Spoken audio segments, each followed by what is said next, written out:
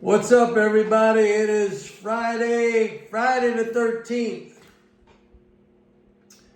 Everybody knows what's going on. I'm gonna stick with markets here. I don't want to get into a geopolitical thing. I have my own views on this. I will just briefly say, I would love to see the Iranian regime brought down and the Iranian people liberated, because I think they're good people, and I think it's time for it to end that they're living under this brutal Islamo-fascist Nazi regime. And I think we're going to see that, and that would be a wonderful, wonderful thing for the world. Anyway, that's all I'm going to say on that. So the markets obviously reacted in a very predictable way. I mean, you had because of the high emotion and the fear, you had the knee-jerk reflex reaction of a sell-off in stocks. Gold spiked to a new high. I think the gold story is really about fiscal flows, which are very, very strong. Stocks will come back.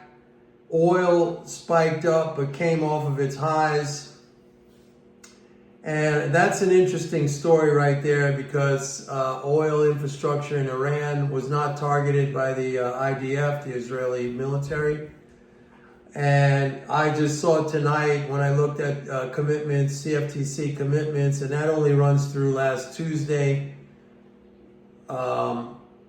Producers were selling pretty aggressively into the price rise, and I suspect they were probably selling into today's price rise as well.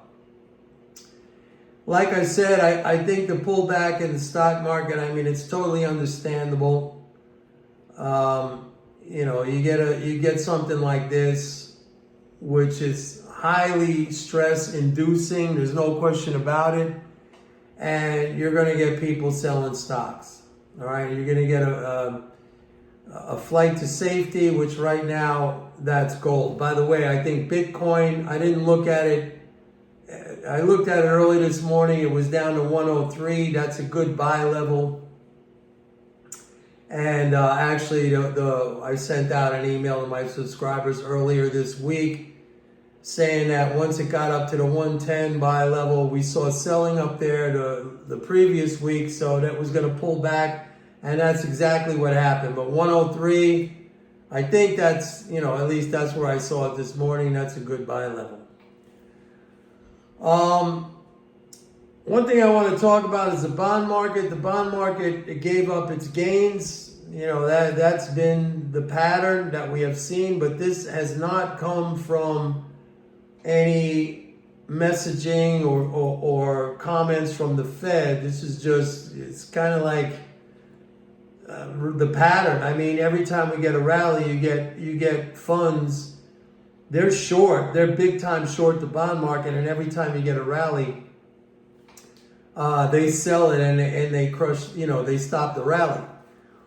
I mentioned something yesterday, at least I think I did in my video, where I said, like, Besant, he came up with this idea last October, which I think is a very, very smart idea, which I didn't even think about. But when he came out with it, it made a lot of sense to me. And he was asked, like, well, how, what about Powell? How are you going to get interest rates down? And, Besant, the guy impresses me sometimes, I gotta say. He came out last week, he said, well, Jamie Dimon is always predicting these things, they never happen. Jamie Dimon said there's gonna be a crack in the bond market because of the debt. And Besant, and then I talked yesterday about how Besant was giving some testimony in front of Congress, and he was asked about the Moody's downgrade. He didn't I don't think he gave a concise answer, but he pushed back against that. I thought it was pretty good. I mean, anyway, Besant said, like, look, here's one thing we can do.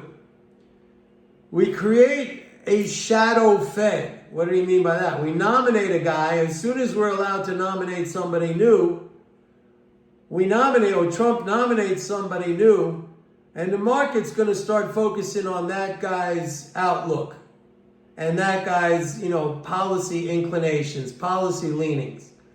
That was a brilliant idea because I think that right now, by the way, Besant was mentioned in the media this past week as one of the considerations by Trump, one of the people he's considering.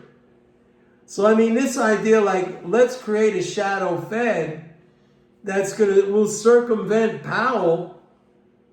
That's a brilliant idea. And I think it's going to work. And that's why I think you can buy bonds right now because we're very close to that happening. No matter who Trump nominates, whether that's Besant himself or Kevin Warsh or anyone else, they're going to be a dovish nomination because Trump wants lower interest rates.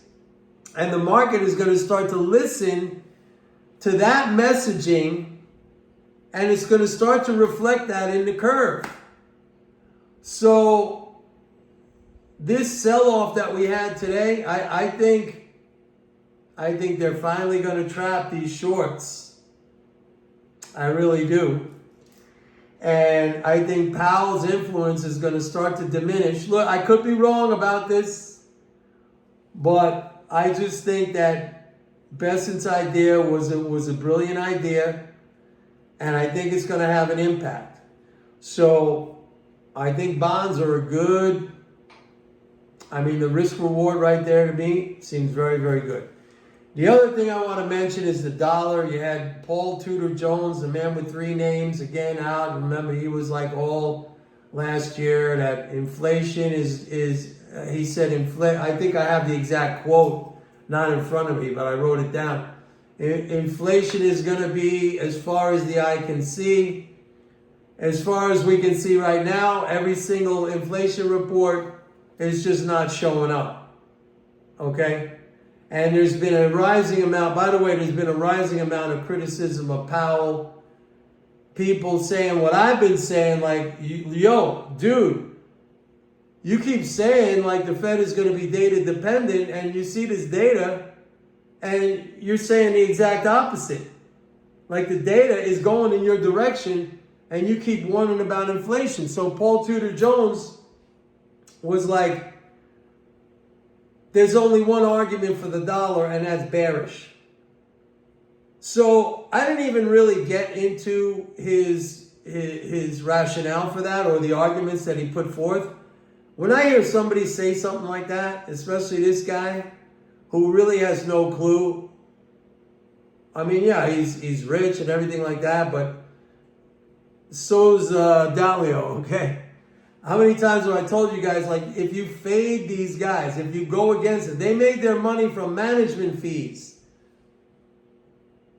When you're managing, $180 billion or $200 billion like Dalio, and you're getting a 2% management fee, what's that, man? That's $4 billion a year. You're a billionaire pretty quick. Their genius, if they have any, is their ability to raise money and get people to give them money to play with.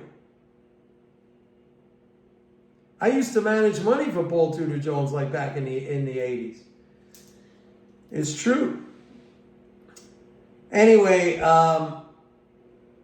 he says the dollar, there's only one direction. When I hear something like that, it's almost like wild horses couldn't hold me back from wanting to go against it. Now, I'm not sure in my own mind of the rationale for a bullish dollar position right now, but I think I'm going to put one on in a small way just because of that comment, and I'll see what happens. But I'm going to reflect on that for the weekend, and maybe I will come up with a very strong bullish argument. Right now I'm going to reflect on it.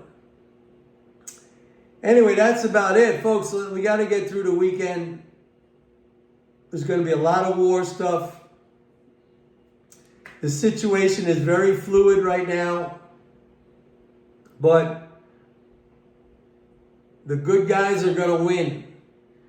And that means we're going to see the end of this Islamo-fascist Nazi brutal terrorist promoting, terrorist supporting regime in Iran, and it'll be a great, wonderful, positive thing for the world. Anyway, please like and subscribe, and don't forget to go to my website, pitbulleconomics.com, sign up for a 30-day free trial to MMT Trader, and have a nice weekend. Maybe I'll come to you tomorrow. Bye.